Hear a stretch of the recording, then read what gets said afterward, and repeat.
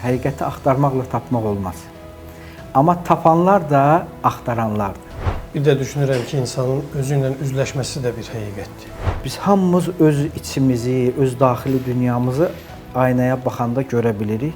Yaxşı kitablar da bizə aynadarlıq edən kitablardır. Muxtar Cəfərli olaraq övladlarınıza hansı nəsihəti verirsiniz? Bu dünyada ən dərin kitab, ən mükəmməl kitab elə insandır. İnsanlardan uzaqlaşmağa ehtiyac yoxdur. İnsanların içərisində ola-ola özünlə tək qalmağa ehtiyac var. Qəlbdə idrak işığını yandırmaq üçün kitabın üzərinə hansı məsuliyyət düşür? Bizi yaradan, bizi gözəl tanıdığı üçün o milyonlarla kəlmələrin içərisindən ilk olaraq bizə əmr etdiyi elə oxu sözüdür.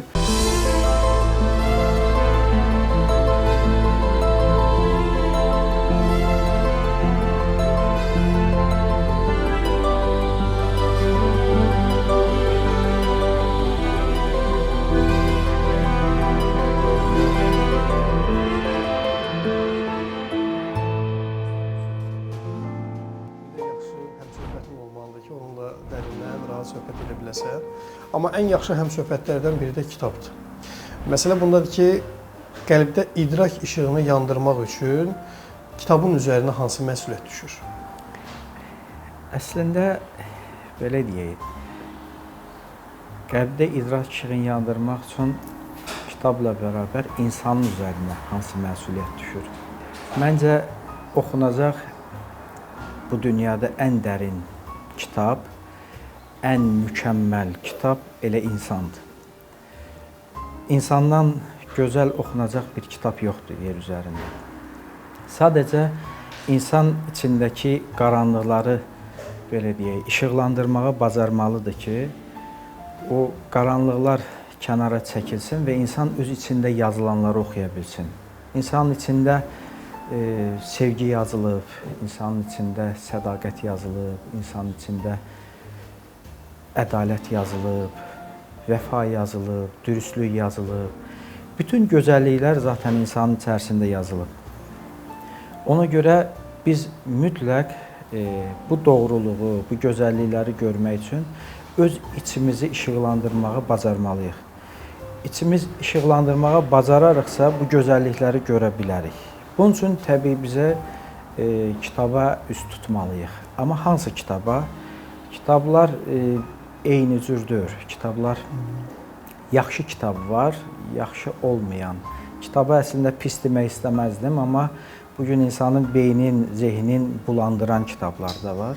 Biz bugün yaxşı kitabdan danışaq. Yaxşı kitab insanın düşüncə üfüqünü açır. Yaxşı kitab insana doğru istiqamət verir, düzgün yol göstərir. Yaxşı kitab bir işıq kimi insanın qəlb pəncərəsindən insanın içinə süzülüb, qəlbinə süzülüb, oranı mənəvi cəhətdən, mənəvi yönün işıqlandırır. Və işıqlanan qəlb də getdiyi hər yerə təbii ki, özü ilə bərabər işıq aparır. Nurunu saçır. Nurunu saçır. Bunun üçün, belə deyək, kitab oxumaq çox önəmlidir. Bütün keçmişdəki böyüklərimizin həyatına baxsaq, istər ədiblərimiz olsun, filosoflarımız olsun, istər mütəfəkkirlərimiz, fərq etməz. Hamısının həyatına baxdığımız zaman, həyat səhifələrini vərəqlədiyimiz zaman görürük ki, hamısı kitab oxumağa, kitaba çox əhəmiyyət veriblər. Kitaba üz tutmaq çox əhəmiyyətli bir şeydir. Çünki kitab oxuma qədər insanın zehni fəaliyyətin qüvvətləndirən, fəaliyyətin gücləndirən ikinci bir şey yoxdur. Belə bir tədqiqat aparıblar alimlər qərb dünyasında. İnsanlara bəzilərinə kitab veriblər oxumağa, bəzilərinə televiziya, kino, filmə baxmağa baxdırıblar, bəzilərini teatra, bəzilərini müxtəlif fəaliyyətlərlə məşğul olublar və onların beyinlərinə elektrod bağlayıblar başlarına və beyin impulslarını ölçməyə başlayıblar.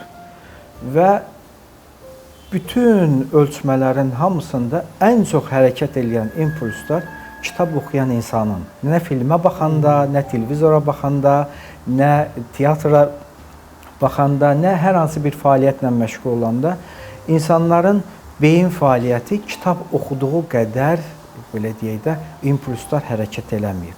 İnsanın beyninin ən gözəl hərəkətə gətirən kitab mütaliəsidir. Bəlkə elə o baxımdan da insan fikirləşir ki, milyonlarla kəlmələr var.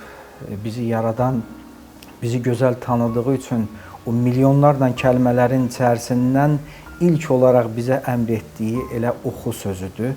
Bəlkə də səbəb budur. Çünki bizim daha fəaliyyət göstərməyimiz, daha kamil bir insan olmağımız üçün Yaradan bizi daha gözəl tanıyır və bizə onun yolunu göstərib. Amma kitab oxuma da, belə deyək, bir qarşılıqlıdır. Təkcə biz kitab oxumuruq və ya insan kitab oxumur.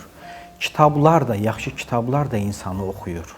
Yaxşı kitablar da, yəni oxucu öz kitabını axtardığı kimi, yaxşı kitablar da oxucusunu axtarır. Bu bir bütünlük təşkil eləməlidir. İnsan öz hissiyatı ilə kitaba yönəlirsə, onu qəlbi ilə, zehni ilə, ruhu ilə oxumağa başlayırsa, o kitabla insanın arasında bir ünsiyyət yaranır, bir yaxınlıq yaranır. O zaman kitab insana özünü açmağa başlayır və açmağa başladığı zaman insan artıq təkcə onu oxuduğu kitabı təkcə gözü ilə oxumur. Qəlbi ilə, ruhu ilə, bütün təxəyyül, bütün varlığı ilə oxumağa başlayır və onda insan üçün fərqli bir dünya açılır. Muxtar müəllim, sizin İdrak İşığı kitabınız hazırda əlimdədir. Mən istərdim ki, elə kitabınızdan bir çıxarış edərək sizə sual vereyim. İnsan axtardığının nə olduğunu bilmədən tapdığını dərk edə bilərmi? İnsan nə üçün dünyaya gəldiyin anlamalıdır. Bu yaxşı kitablar bizə nə üçün var olduğumuzun, varlıq məqsədimizi bizə göstərir. İnsan varlıq məqsədin tanımasa, varlıq məqsədin bilməsə, nə kitabı doğru düzgün oxuya bilər, nə kainatı doğru düzgün oxuya bilər. Yaradılış səbəbindən və yaradılış səbəbin anlamadan insan heç bir həqiqətə çata bilməz. Və o baxımdan yaxşı kitab insanı düşündürən kitabdır. Yəni insanı təfəkkürə, işığa doğru aparan kitabdır və insan təfəkkür etdiyi zaman fərqli bir insana çevrilə bilir. Çünki düşünən insan, təfəkkür edən insan, mütəfəkkirlər deyir, axar su kimidir. Bir insan düşünə bilirsə, düşünürsə, o axar su kimidir. O daim yenilənir, öz-özünü təzəliyir. Və düşünməyən insan isə sanki gölməçədə yığılıb qalan bir su kimidir. Bir müddət yenilənmədiyi üçün, təzələnmədiyi üçün bir müddət sonra o qoxumağa başlayır, keyfiyyətini itirir, üfunət iyi gəlməyə başlayır və bir müddət sonra başlayır ətraf özü mikrob yaymağa, virus, bakteriya yuvasına çevrilir. İnsanlar da elədir. Düşünən insanlar yenilənirlər. Amma düşünməyən insan isə özünü yeniləyə bilmədiyi üçün öz fikirlərində, dar düşüncələrində boğulub qalır və özücə belə deyək də bir məcazi ifadə olaraq bir bakteriya, bir mikrob yuvasına çevrilir və nəticə itibarilə təkcə o bakteriya, mikrob yuvası özün zəhərləmir, özün zədələmir. O ətrafa da mikrob yaymağa başlayır və xoşa gəlməz qoxu ətrafa da yayılır və təkcə özünə zərər vermir, ətrafa da zərər verməyə başlayır. Ona görə insan mütləq düşünməlidir, təfəkkür etməlidir. Amma bu təfəkkür üçün mütləq insanın həyatında mütaliə olmalıdır. İnsan nə haqqında düşünəcəksə, mütləq o düşündüyü şeyin haqqında bir məlumatı olmalıdır, bilgisi olmalıdır. İnsan bilgisi, məlumatı olmadığı bir şey haqqında düşünərsə, o boş təxəyyüldən ibarətdir. Yəni bir müddət bilmədiyi bir şey haqqında insan başlayır düşünməyə. Bəzi insanlar var, mən təfəkkür eləyirəm deyir, amma nə haqqında elədiyini bilmir, bilgisi yoxdur. Sadəcə onlar boş xülyadır, təxəyyüldür. Bu bir müddət davam eləyəndən sonra insanı bezdirməyə başlayır. Çünki bunun arxası gəlmir. Gəlmədiyi üçün insan bezməyə başlayır və sonra yorulur, bezir bir kənara atır, hər şeyi bir kənara atır. Mütləq bir bilginin olması lazımdır insan üçün. Ona görə insan bir bilginin, bir məlumatın üzərində təfəkkür edərsə, nə belə deyək də, oxuduğun dərk eləyər və bu dərk onu daha da ali dərkə aparar. Onu bir işığa doğru aparar. İnsanı sanki elə bil o Platonun dediyi kimi insanı o girib o gizləndiyi mağaranın içərisindən çıxarar insanı. Platon deyir ki, bəsdir, insana xitabən deyir öz tələbələrinə, deyir, bəsdir, girib oturdun mağaranın içərisində. Çıx, qaranlıqdan çıx, işığa doğru get. O işığa sənin ehtiyacın var. Bəsdir, öz kölgənlə oyalandın, orada öz kölgənlə başını qatdın. Çıx, işığa doğru get. Sənin o işığa ehtiyacın var. Və sən işığı ilk dəfə görəndə deyir, sənin deyir gözlərin qamaşacaq, bəlkə də başın biraz gicəllənəcək, amma o şok terapiyaya sənin ehtiyacın var. İnsan o öz dar qəlbindən çıxmalıdır, mütləq çıxmalıdır. O işığa doğru getməlidir. İşıq da yəni bildiyimiz həqiqət işığıdır. Yəni idrak işığıdır. İnsan o işığa doğru getdikcə insan yüksəlir. Dar düşüncənin içərisinə girdikcə insanın düşüncələri də daralır, özü də kiçilir. Amma insan böyük düşündükcə, daha dərin düşündükcə insanın təbii ki yüksəlməyə başlayır, mənən yüksəlir. Zaten insan qəlb sahibidir. İnsan təkcə ətdən, sümükdən ibarət bir varlıq deyil. Düzdür, biz həm bioloji varlıqlarıq, həm də eyni zamanda bir mənəvi varlıqlarıq. Bizim mənəvi cəhətimiz də var. Amma bizim mənəvi cəhətimiz bioloji varlığımızdan daha böyükdür təbii ki.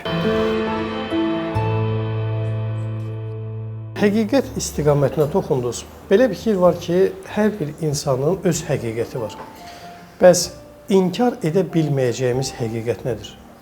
Belə bir məşhur bir ifadəni xatırladım. Həqiqəti axtarmaqla tapmaq olmaz. Amma tapanlar da axtaranlardır. Məşhur bir, böyük bir mütəfəkkirə xas bir cümlədir. Həqiqəti axtarmaqla tapmaq olmaz, amma tapanlar da axtaranlardır. Yəni, hər axtaran tapa bilmir həqiqəti, amma axtarmadan da tapa bilməzsən. Mütləq həqiqəti axtarmalısan. Məşhur sufi, arif Cüneyd Bağdadidən bir gün biri soruşur ki, həqiqət nədir? O da belə bir cavab verir ona ki, deyir, həqiqəti istəyirsən, bir qələm kağız götür, mən deyim, sən yaz. O da qələm kağız götürür və deyir, deyin, yazın. Deyir, yaz Allah. Deyir, başqa nə yazım? Deyir, ondan başqa həqiqət var ki, sən onu yazasan. Bu nəyi göstərir? Mütləq həqiqət bizi yaradandır. Dəyişməz həqiqət, bir olan həqiqət bizi yaradandır. Qalan həqiqətlər bizim özümüzə görə olan həqiqətlərdir. Yəni, müxtəlif cür dəyişə bilən həqiqətlər var. Hərənin özünə görə anladığı bir həqiqətlər var. Daha dərin həqiqətlər var. Bizi yaradan bizə elə bir qabiliyyət verib ki, elə bir xüsusiyyət verib ki, biz o həqiqətə çata bilərik. Biz onu ancaq və ancaq onu belə deyək də tanıyaraq o həqiqətə çata bilərik. O həqiqət bizə həqiqət işığını açar və bizdə həqiqətin belə deyək də təzəlliləri, işığı, şüası üzərimizdə və bizi o həqiqətə yüksəldə bilər. Bir də düşünürəm ki, insanın özü ilə üzləşməsi də bir həqiqətdir. Hər kəs bacarmaz, hər kəs o həqiqətlə üzdə dura bilməz. Bəli, bəzi kitablar da var ki, həqiqətən bizi elə bil özümüzə qaytaran kitablar var. Kitab var, oxuyursan, görürsən sənə nə verdi? Heç bir şey. Amma bəzi kitablar da var ki, oxuyursan, görürsən ki, səni düşüncəni dərinləşdirdi. Səni özünə, fitrətinə qaytardı. Yəni, belə kitablar da var. İnsan yeri o kitabları, daha çox o kitabları mütaliə etmək lazımdır ki, insana bir şey versin, insanı özünə qaytarsın, öz kökünə, əslinə, insanı öz cövhərinə qaytarsın və o öz həqiqətinə, insana həqiqəti açan kitablar da var ki, və dolayısıyla həqiqəti açan kitablar insanı özü ilə üzbəüz qoyur. Ayna kimi olur insana. Sanki insan özünü aynada görür. Ayna da o demək deyil, ancaq o Siceronun məşhur bir ifadəsi var. Deyir ki, aynaları ona görə icad edilib ki, insanlar baxıb özlərini orada görə bilsinlər. Təbii bu da doğru bir şeydir, ona görə icad edilib. Amma bu təkcə zahiri deyil. Aynalar eyni zamanda ona görə icad edilib ki, insan baxıb orada öz davranışların, ancaq zahiri şəklin, simasın yox. Orada öz davranışların, etdiyi əxlaqi dəyərlərin, özünün nəyi doğru, nəyi yanlış etdiyin orada görə bilsin. Əslində aynanın bir mənəvi, bir metafor tərəfi də var ki, o metafor tərəfində biz baxanda biz hamımız öz içimizi, öz daxili dünyamızı aynaya baxanda görə bilirik. Yaxşı kitablar da bizə aynadarlıq edən kitablardır. Ayna dediksə demək ki, insanın özü ilə üzləşməsi, özünə haqq hesab etməsidir, özü ilə hesablaşmasıdır. Bəs Muxtar Cəfərli ən son özünü nə zaman hesaba çəkib, mühasibə edib? Bilirsiniz, biz elə varlıqlarıq ki, insan elə varlıqdır ki, insanın ruh etibarilə çox ali bir varlıqdır, amma bədən etibarilə bizim aciz tərəflərimiz də var, zəif tərəflərimiz də var. Doğru etdiyimiz şeylər də var. Belə bir şey var, kömürü kömür, almazı almaz edən onun tərkibidirsə, insanı da insan edən onun mənəvi keyfiyyətləridir, onun müsbət xüsusiyyətləridir. Bizim hər nə qədər müsbət xüsusiyyətlərimiz olsa da, yəni bir insanın nə qədər müsbət keyfiyyətləri olsa da, təbii bəşəri yönü ilə, insani yönü ilə təbii onun zəif tərəfləri də var. O zəif tərəfləri etibarilə insanın xəta və qüsur etməsi, yanlışlıqlar etməsi də qaçılmaz bir şeydir. Biz ona görə təbii olaraq xətalar, qüsurlar eləyə bilirik və sonradan peşman olmamaq üçün biz mütləq özümüzü hesaba çəkməliyik. Və bu hesaba çəkmə bizə onu göstərir ki, bizi bir yaradan var, bizi bir görən var. Biz etdiklərimizi heç kim görmədi və biz bunu gizlədə bilirik kimi deyil. Bizi bir görən var, bizə bizdən yaxın olan bir varlıq var və bizə nəzarətçi var üzərimizdə. Bugün şəhərimizdə gəzəndə hər yer kameralaşıb, məsələn, artıq şəhərdə heç bir şeyi gizlətmək olmur. Yəni yol hadisələrin, təhlükəsizlik səbəbilə hamısı var və bu indi təsəvvür eləyin, bir mənəvi bir kameralar var ki, biz etdiyimiz şeyləri hər şeyi görən var. Buna görə biz özümüzü hər zaman hesaba çəkməliyik. Hesaba çəkər isə də və o bizi dirildər, içimizi gözəlləşdirər, bizi daha çox mənəvi dünyamıza bağlayar. Baxın, şəhər nümunəsi çəkdiniz. Əslində bu şəhərin səs-küyündən, işin çoxluğundan belə bir an olur ki, insan təhliyə, sakitliyə, sükuta, müəyyən mənada xəlvətə çəkilmək istəyir. Elə bir fürsətiniz olurmu ki, özünüzü xəlvətə verəsiniz? Bilirsiniz, xəlvət insanlardan qaçmaq deyil əslində. Xəlvət müvəqqəti olaraq çəkilmədir. Bu bir irfani və təsəvvüfi bir termindir, xəlvət termini, üzlət termini, inziva termini. İnsan şəhərin səs-küyündən, insanlardan, yaşadıqlarından çox yorula bilir bəzən və tənhalığa çəkilmək istəyir. Amma xəlvətin mütləq bir hədəfi, bir məqsədi olmalıdır. Yəni, insanlardan tamamilə uzaqlaşma, yaradılış axarına ziddinə olan bir şeydir.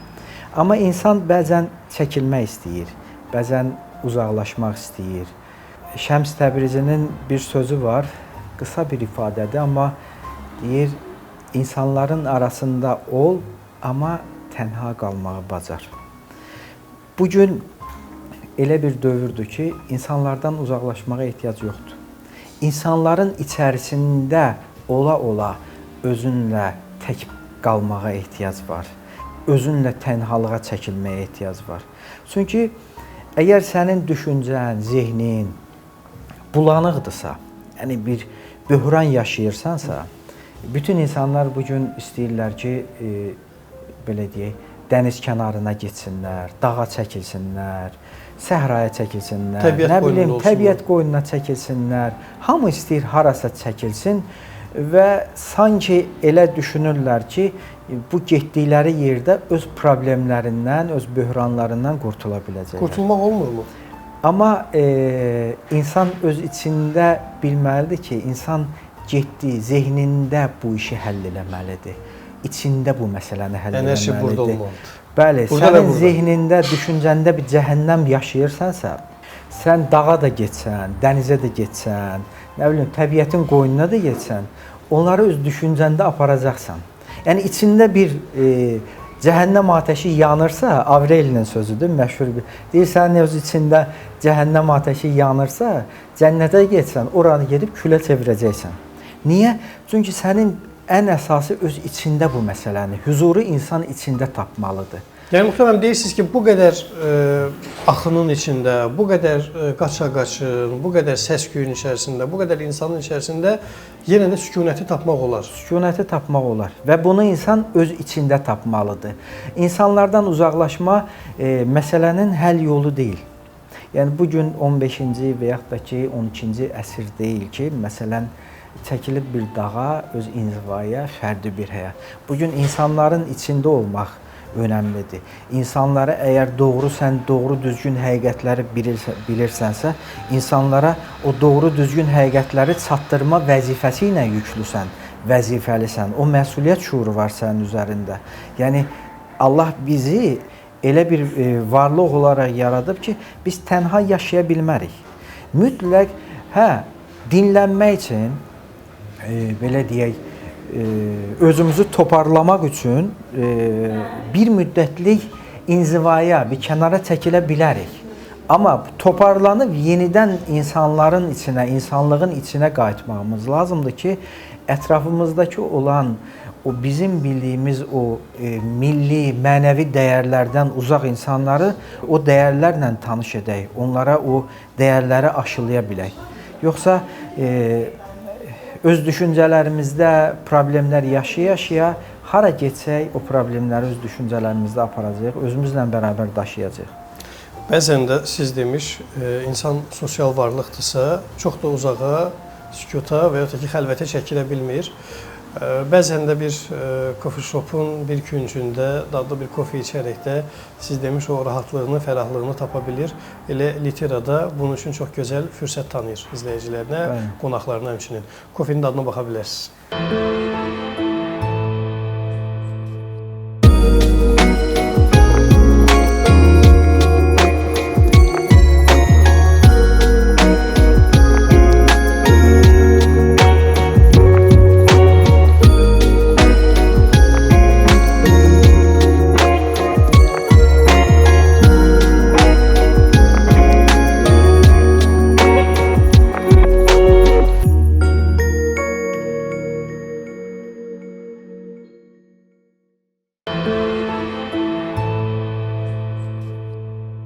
Sözünüzə qüvvət olaraq, həqiqətən bəzi məkanlar var. O məkanlar insanın ruhuna o qədər doğma gəlir ki, insanın ruhuna sanki bir şeylər pıçıldayır o məkanlar. İnsan o məkana daxil olanda, insanın ruhu ilə o məkanın ruhu, mənə görə məkanların da ruhu var. Cansız varlıqların hər birinin əslində ruhu var. Biz elə bilirik, məsələn, sanki insanın və ya heyvanların və ya bitkilərin ruhu var, amma bütün varlıqların ruhu var. Bu literaya, məsələn, daxil olanda mən o qəlb sükunəti dedik, zehin rahatçılığı dedik.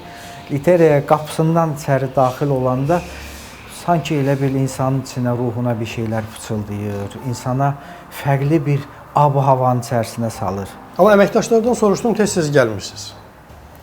İşdən dolayı, iş gərəyi. İşdən dolayıdır, bəli. İndi biraz işlər qaydasına düşdüm. Müəyyən tərcümə işləri var, müəyyən bir vəzifələr var. Onları biraz qaydasına qoyum, biraz daha da tez-tez gəlməyə çalışacağım. Mövzu gəlir yeni kitablara. Çünki baxın, hazırda bizim önümüzdə sizin ərsəyə gətirdiyiniz 2 kitab var, amma təkcə 2 kitabla yekunlaşmır, digər kitablarınız da var və yeni kitablar üzərində də bildiyim qədərilə çalışırsınız. Kitab insanı səbirli olmağı öyrədir. Bilirsiniz, insan elə varlıqdır ki, bəzən bahar yaşayır həyatında, bəzən qış yaşayır, bəzən çox rahat bir həyat yaşayır, bəzən də çox məşəqqətli, çətin dönəmləri olur. Bəzən sanki düz yolda gedirmiş kimi yoluna davam eləyir, bəzən də enişli yoxuşlu yolları olur. Bəzən insanın o qədər çətinlikləri olur ki, həyatda o qədər çətinliklər yaşayır ki, sanki bu çətinliklər bitməyəcəkmiş kimi bir ab-havanın içinə düşür. Bəzən elə anları olur ki, insanın, bunu səbrə görə deyirəm, bəzən insan həyatında elə anları olur ki, insan gecənin bitməsin elə səbirsizliklə gözləyir ki, sabahı elə böyük ümidlə gözləyir ki, bəzən o gecə belə bitmir. Bəzən insan o öz səsin kimsəyə duyura bilmir. İçində elə böhranlar yaşayır ki, kiməsə dərdini anlada bilmir. Bəzən öz səssizliyində boğulub qala bilir. Bütün bunlar insanlıq halıdır. Amma bəzən də olur ki, insan bütün bunlara səbr edə bilirsə və bir kitab və ya bir kitabın bir cümləsi oxuyub onu elə bir həyatında bir dəyişiklik edə bilər ki, bütün onun hüzünlərin sevincə qərq eləyə bilər, sevincə çevirə bilər. Onun həyatına elə bir səbir gətirə bilər ki, yaşadığı bütün çətinliklər, bütün məşəqqətlər onun üçün çox aşılması, çox rahat olan bir həyata çevrilirlər. Dünən onun üçün aşılmaz kimi görünən çətinliklər o səbri sayəsində, o kitabdan, bir oxuduğu bir kitabdan, bir kitabın bir cümləsindən elə bir şeylər ala bilər ki, onun üçün aşılmaz dediyi, saydığı şeylər onun üçün çox rahat aşıla biləsi bir yola çevirilər. Muxtar müəllim, qeyd elədiyiniz o bir cümlə bəzən böyüklərimizin bir nəsihəti, bir tövsiyəsi olur. Elə sizin də önümüzdə olan Qəlbini Nəsihətlə Dirilt kitabınız var. Orada dahilərin, müqəddəslərin, tanınmışların nəsihətləri yer alır. Amma mənə şəxsən maraqlıdır ki, siz özünüz Muxtar Cəfərli olaraq övladlarınıza hansı nəsihəti verirsiniz? Bilirsiniz, nəsihət etmək çox asandır. Amma nəsihətə əməl etmək, riayət etmək çox çətindir. Belə bir şey var, nəsihət paradoksu deyilən bir şey var. Advice paradoks deyirlər ona.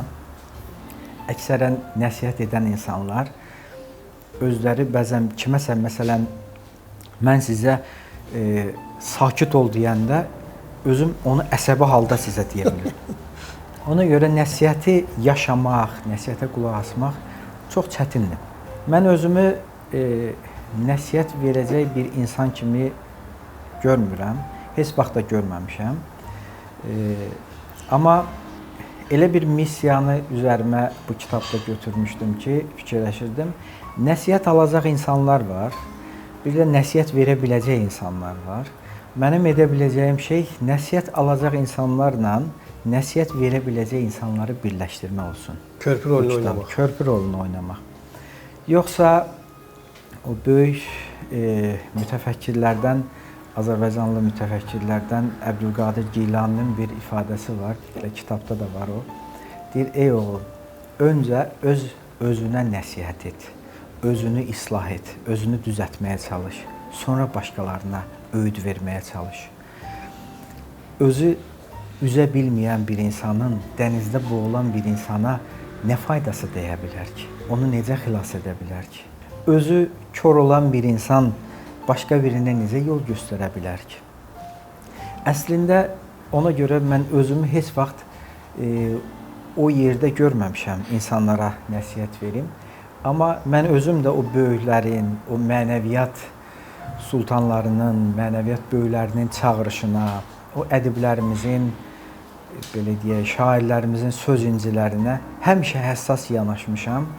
Özüm onlara belə deyək də könül can qulağı ilə dinləyib əməl etməyi çalışmışam və nəsihət təkcə sözlə olmur.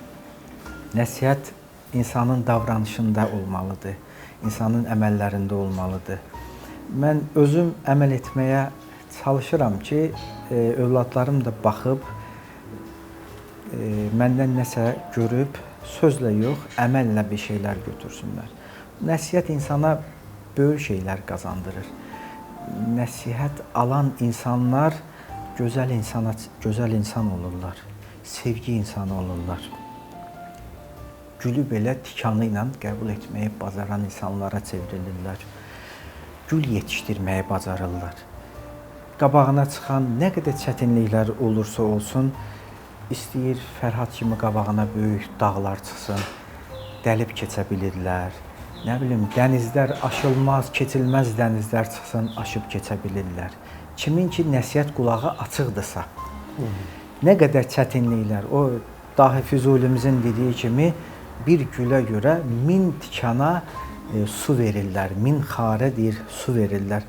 1000 tikana su verirlər ki, tək oradan bir gül yetişsin. Nəsihət qulağı açıq olan insanlar. Əksinə, nəsihət dinləməyi bacarmayan insanlar isə özlərinə, öz dəyərlərinə həmişə yadlaşırlar. Özləri ilə o dəyərlərin arasında bir maneə yaranır. Maneə yaranır və bu maneə get-gedə böyüməyə başlayır. Və dünyanın aldadıcı cazibəsinə aldanaraq sanki elə zənn eləyirlər, dünya onların ətrafında fırlanır. Amma əsl həqiqətdə elə olmur. O gəmi sahildən yavaş-yavaş uzaqlaşdığı kimi insan onu hiss eləmir. Bir də baxırsan ki, gəmi çox uzaqlardadır, uzaqlaşıb. İnsan da öz dəyərlərindən, mənəviyyatından, özündən, öz həqiqətindən o gəmi kimi yavaş-yavaş uzaqlaşmağa başlayır və bir də baxıb görür ki, özü ilə o gəminin, o dəyərlərin arasında böyük bir uçurum yaranıb.